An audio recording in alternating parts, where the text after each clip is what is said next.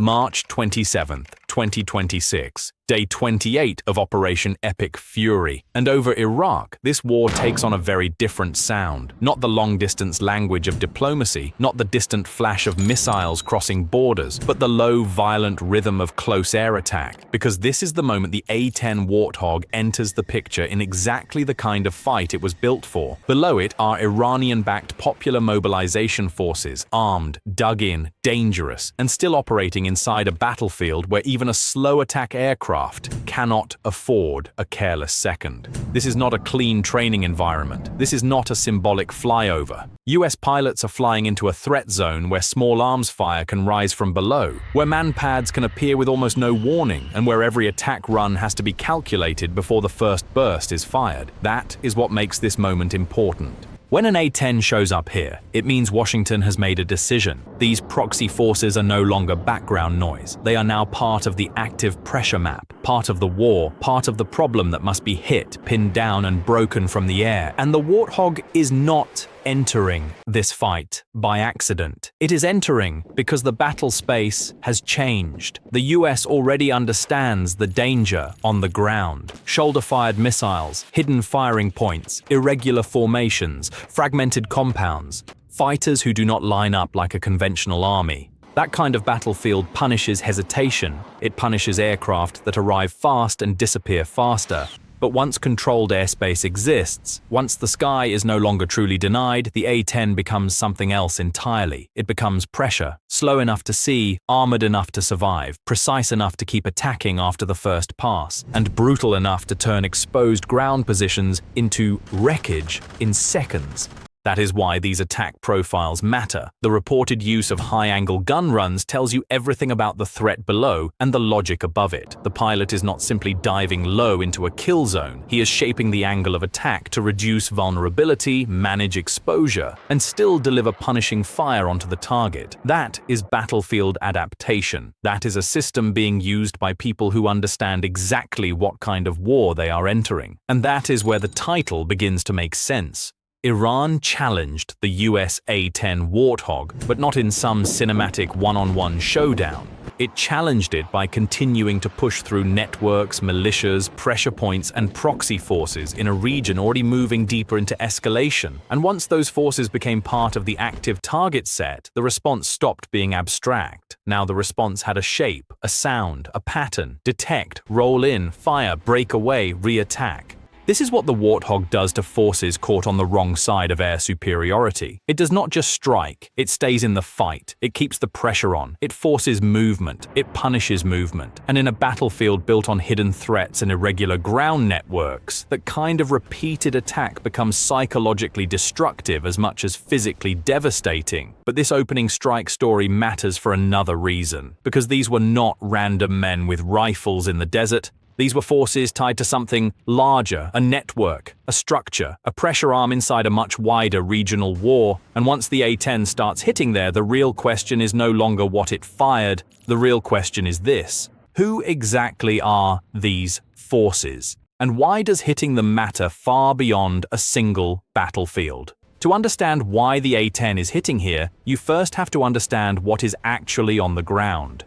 The Popular Mobilization Forces, the PMF, also known as Hashd al-Shaabi, were formed in 2014 during the fight against ISIS. On paper, they sit inside Iraq's state structure, but that does not tell the full story, because inside that umbrella are factions described as heavily backed by Iran, tied to the IRGC and operating with influence that goes far beyond normal government control. And that changes everything. Because now this is no longer just a local militia issue. It becomes a regional power issue, a shadow network, a pressure arm, a way for Iran to project force without always moving in the open. That is the real battlefield logic behind these strikes. When the United States hits these positions, it is not simply attacking men with rifles or clearing isolated strongpoints. It is hitting a layer of Iran's wider system, a system built to pressure US troops, shape Iraqi security space, and keep multiple fronts alive at once. That is why these attacks matter far beyond one road, one compound, or one province. They are part of a larger effort to break the architecture that lets Iran threaten through distance, deniability, and proxies. And that is what makes the Warthog's appearance so important. Once these proxy networks become active targets, the fight changes from political tension to direct battlefield punishment. Infrastructure can be hit, command nodes can be exposed, movement can be watched, fixed, and attacked. What once looked like dispersed militia power suddenly starts looking vulnerable under air pressure. That is the mistake in its clearest form.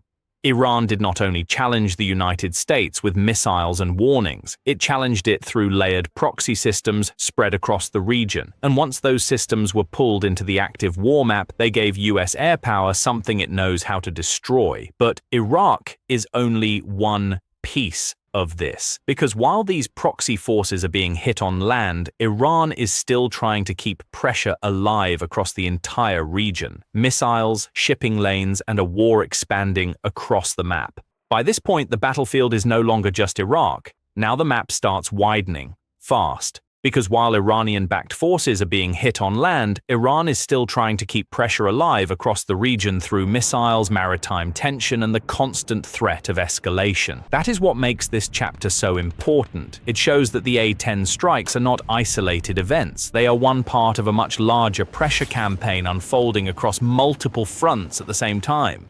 According to the main war picture in this story, Iran is still launching missiles at Israel, but there is a critical shift inside that fact. Interceptions are increasing, missile volume is falling. That does not mean the threat is gone. Far from it. It means the threat is changing.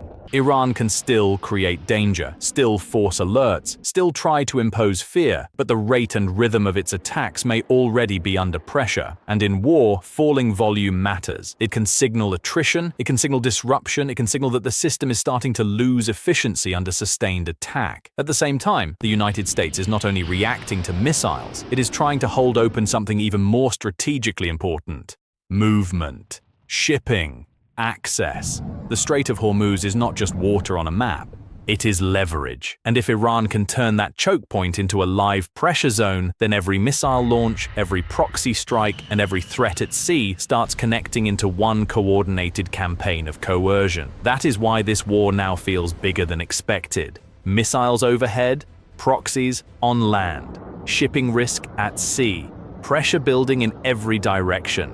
And once you see the full board, one thing becomes clear. The A-10 is not operating alone. It is part of a larger machine designed to close space around Iran's options and keep that pressure building from every angle, which leads to the next question. If this war is expanding across land, air, and sea, why is the A-10 suddenly one of the most useful tools in it? This is the part of the story where the title stops sounding like hype and starts sounding accurate. Because once air superiority exists, the A-10 becomes brutally relevant again. Not everywhere, not in every war, but in this kind of fight, it makes perfect sense. Against proxy positions, militia compounds, moving light vehicles, and fast attack craft, the Warthog offers something many aircraft do not deliver in the same way: persistence, visual control, heavy firepower, and the ability to keep pressure on the target instead of just flashing through the battle space once and disappearing. That matters more than most people realize. Modern war is full of advanced systems, stealth aircraft, long-range missiles, precision strikes launched from far outside the danger zone. But those systems are not always the best answer for every target. Sometimes the battlefield rewards something simpler and more brutal. An aircraft that can stay overhead, identify movement, work multiple target types, and keep attacking as the situation changes in real time. That is where the A-10 becomes dangerous again. Its 30mm cannon is not just a weapon, it is battlefield shock. APKWS laser-guided rockets give it a lower-cost precision option against lighter targets. Maverick missiles expand the kill menu even further. Put that together, and the A-10 stops looking like an old platform surviving on reputation. It starts looking like a purpose-built predator for exactly this phase of the war. And this does not only matter over land. Near the Strait of Hormuz, the logic becomes even sharper. IRGC fast attack craft create a shallow, chaotic, fast-moving threat environment. Small boats, sudden movement, tight timing, short engagement windows. That kind of battle space rewards fast kill chains and hard-hitting airborne response. And that is exactly where the Warthog's weapons and persistence start to matter again. So no, this is not an outdated aircraft clinging to relevance. This is an aircraft entering the right war at the right moment.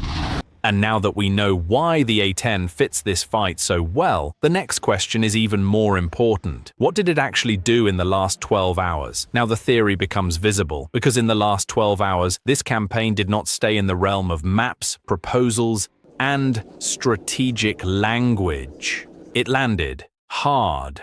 According to the story being built here, A-10s struck a PMF base and a commander's residence near Mosul. Then they hit the Habaniya area in Anbar, where Iraqi defense reporting cited 7 killed and 13 wounded. Those details matter not just because they describe damage, but because they reveal intent. These were not random explosions.